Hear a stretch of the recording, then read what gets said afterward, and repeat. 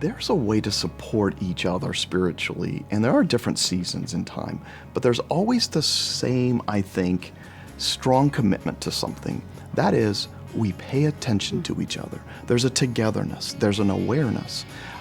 What that means is I am wanting to seek out and to pray for her, to pray for this person that I care for deeply.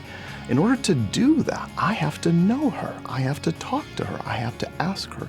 So I think one of the things that we have learned is learning how to connect and process, but mostly how to be a good listener, how to be a good question asker, how to say, can you tell me what's going on in life? I need to know what's happening with her before I can actually really pray for her in a way that most helps. So I think part of the way in which we desire to connect with each other, the way in which we want to support each other starts with prayer, and that starts with listening. Yeah. Well, I think the point that it is important to remember is that we are dynamic.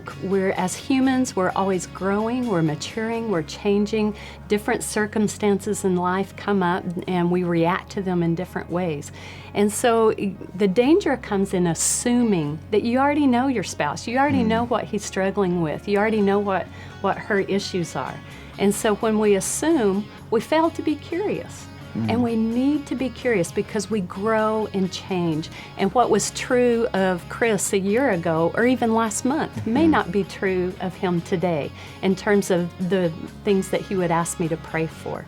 So be curious and ask questions. Start with a meaningful conversation between the two of you. And a great example of a question to start with would be, how's your heart today? How's the world treating you today, babe? Where are you? On a scale of 1 to 10, with 1 being horrible and 10 being out of this world, where are you today, and why? And then once you've had that kind of meaningful conversation, then ask each other, how can I specifically be praying for you?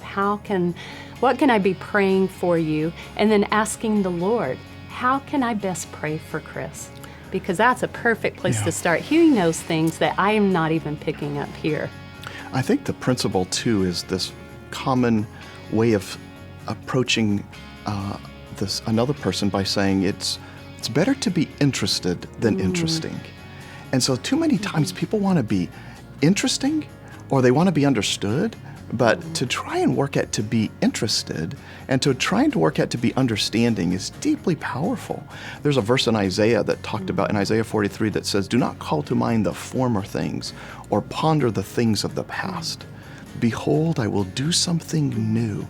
Even now it will spring forth. Will you not be aware of it? And I think about that verse a lot when I want to remember and process, how's Elisa doing today? What's springing new? I'm not with you all the time. How can I find out more about who you are and what's happening with you?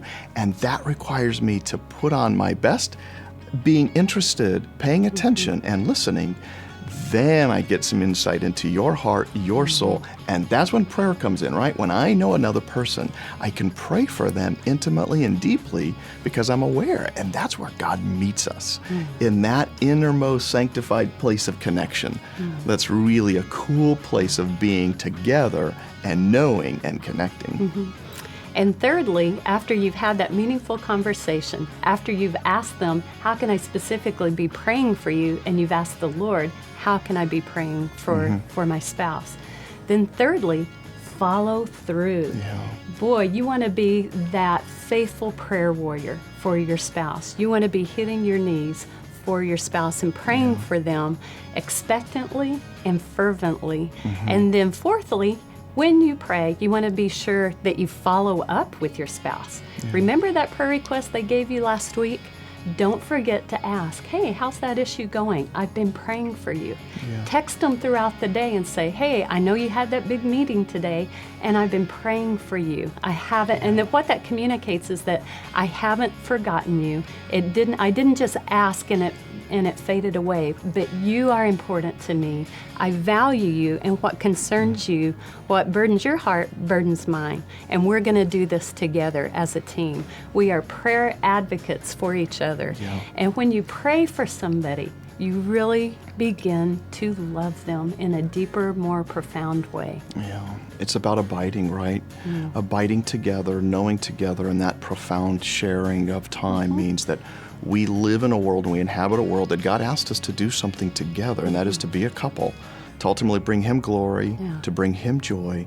And in doing so, we just learn each other, and that's where prayer comes in to support, understand, and then keep you abiding together with Him.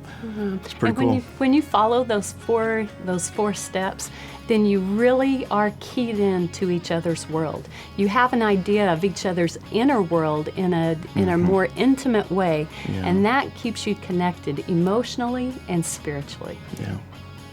For more information on resources for your marriage and relationships, visit cmr.biola.edu.